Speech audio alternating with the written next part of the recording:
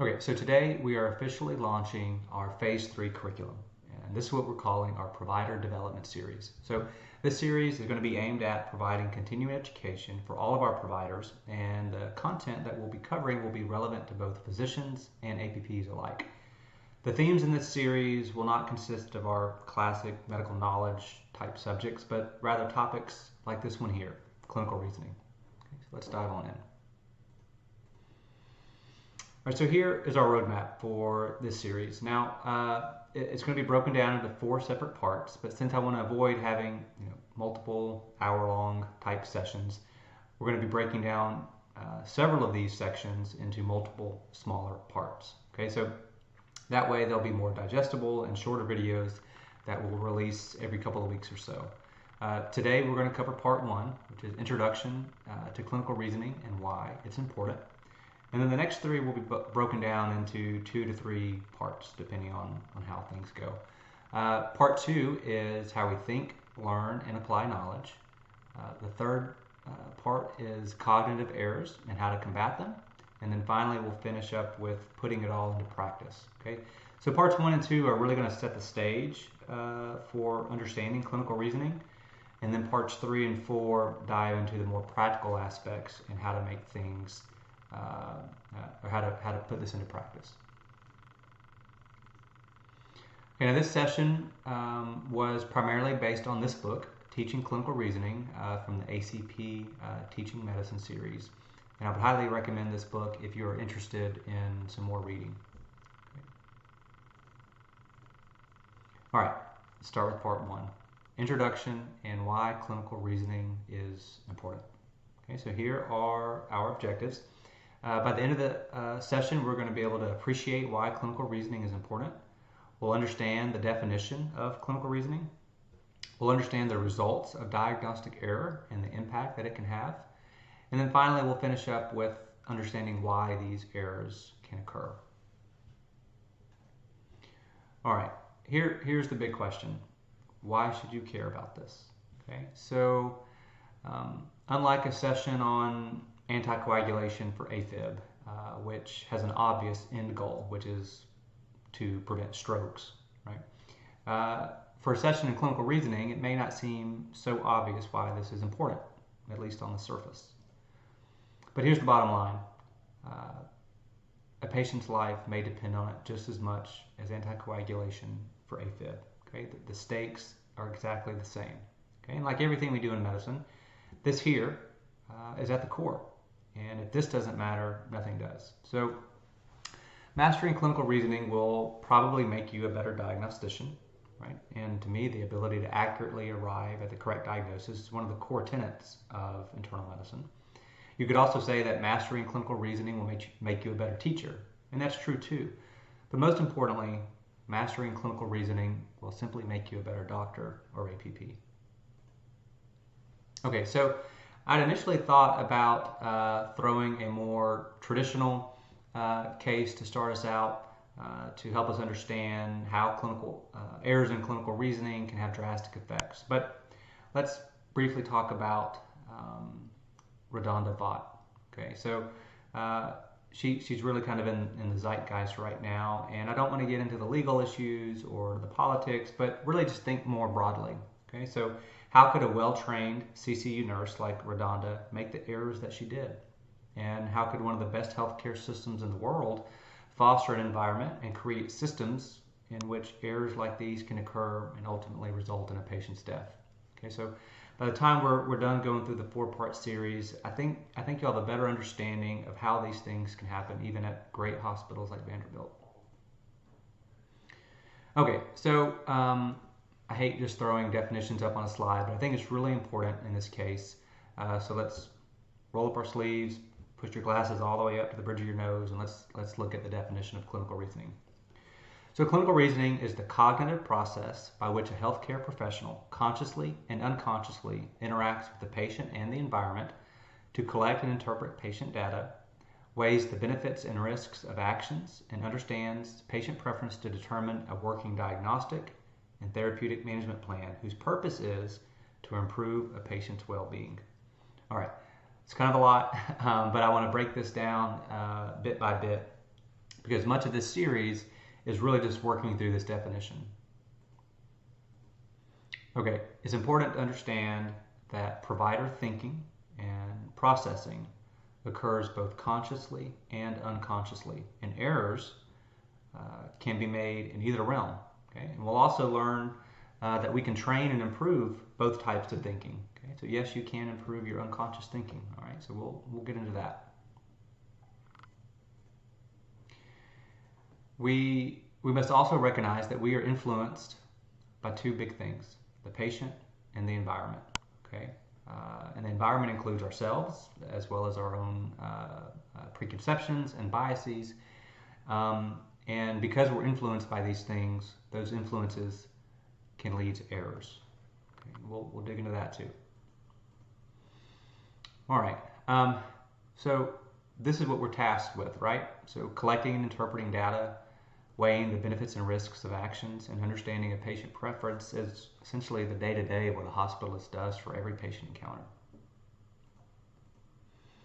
And then finally, this is our ultimate goal: determining a plan and determining a diagnosis and a treatment plan in order to improve a patient's well-being. All right. When things go wrong in any of these processes along the way, it's going to result in diagnostic error. All right. Now, again, I think it's important to define what diagnostic error is, and that is when the clinician has at his or her disposal all the information necessary to make a diagnosis, but the diagnosis is either delayed, incorrect, or missed altogether. So let's talk about this a little bit more and the impact that it can have. So there's a lot of data on diagnostic error in the literature, but I like these two papers, both written by Graeber, one in BMJ and one in JAMA. But Graeber estimates that the diagnostic error rate is approximately 15% for patients on medical wards.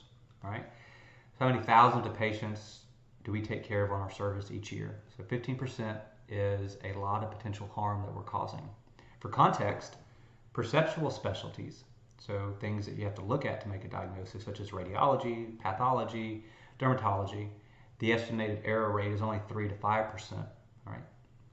But hospital medicine is a cognitive specialty, which means we're at much higher risk for making a cognitive error. Let's look at a few more sobering statistics. Diagnostic error results in an estimated 40 to 80,000 deaths per year in the U.S. Up to 20% of post-mortem studies reveal a lethal diagnosis that, had it been recognized and treated earlier, it may have averted patient death. And about a fifth of adverse events in hospitalized patients are secondary to diagnostic missteps. That's a lot of error.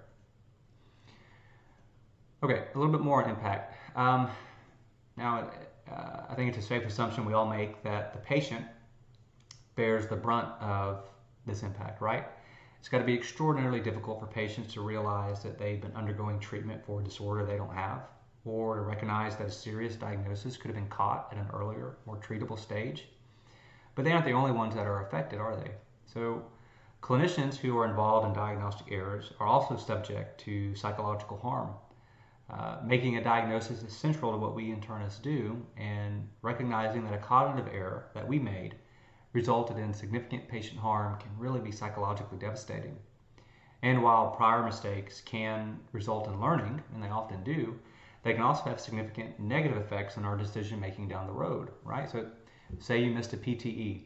For the next 10 patients that you see that just come in with a cold and the sniffles, you might be pulling the trigger on a CTA way too early, right? Because our past errors impact our future decision making. There's also enormous financial impacts as well, right? So when errors occur, it affects our patients individually, financially, often significantly, as well as the system within which we work. And these impacts are not solely felt by the way of malpractice lawsuits, okay? Though claims data does show that payouts for diagnostic error far exceeds that for surgical and medication errors combined. But this also includes wasted resources, wasted man hours, right? So take colon cancer, for example. You catch it at stage 1, Patient often will get some surgery, have a few follow-up appointments, and that's it. And they're monitored, the rest of their life. But for the most part, that's all there is to it. Stage 4 colon cancer, on the other hand, now the patient's going through chemo, and they've got numerous appointments with numerous doctors. They likely have some inpatient stays, and oh, by the way, there's a much worse prognosis, right? Okay, so let's finish up on this. Why do diagnostic errors occur? Okay, so let's keep in mind that this is a very top level kind of bird's eye view of why errors occur. We'll spend the rest of the series really kind of digging into this a little bit more. But in short, diagnostic errors occur either due to cognitive errors by the clinician or by systems issues, okay? And each are affected by one another, okay?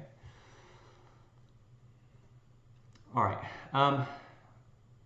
Like I said, we're going to keep coming back to these themes, but I want to talk a little bit more about why diagnostic errors occur, just to kind of get you in the right mindset of what's to come down the road. Okay, so let's look at this this diagram a little bit more closely, and I'm going to zoom in so we can see a little bit better. Okay, so let's start here for data gathering, talking about history and physical. How many of us have missed a pressure ulcer because we didn't look? Or how many diagnoses have we potentially missed because we failed to ask that one critical question that would have led us down a totally different pathway, right? How about move on to data gathering and medical records? So, say that there's some records from an outside hospital that contain some critical information and we never got them, right? Or we got them and we reviewed them, but because that critical piece of information was buried in 100 pages of nursing assessments, we never saw it, right? So data gathering can be a problem.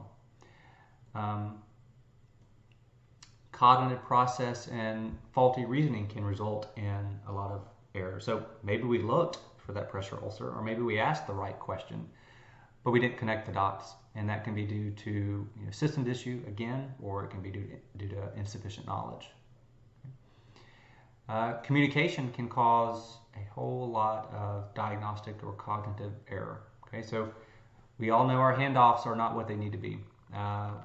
We all know that we have good mechanisms in place sometimes to fix problems, but people aren't aware of those mechanisms, so we don't use them. Communication's a big deal.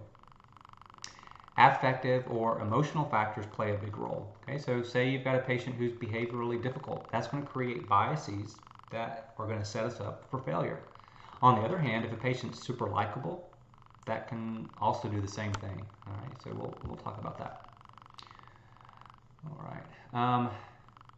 So sometimes the diagnosis is just hard to make.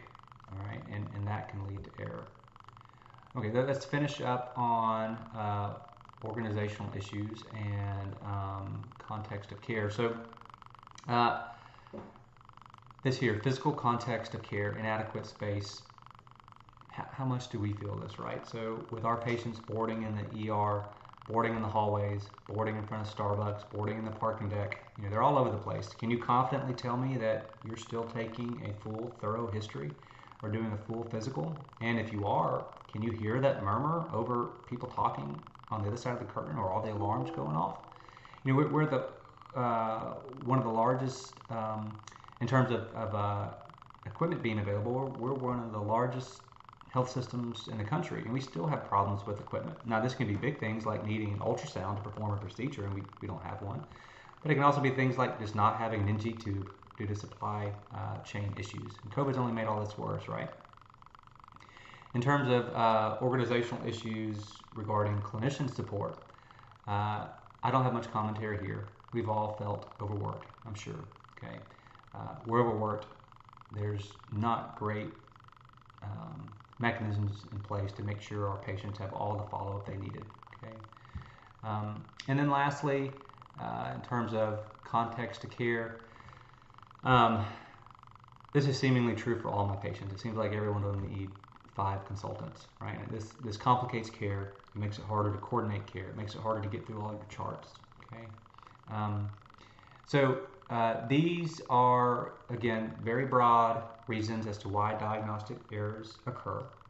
I know it's kind of poor form to read off the slide, so we're done with that. But again, I just wanted to prime the pump just to get you a little bit ready for the next session. Okay, so we will stop here and pick up part 2 for our next video.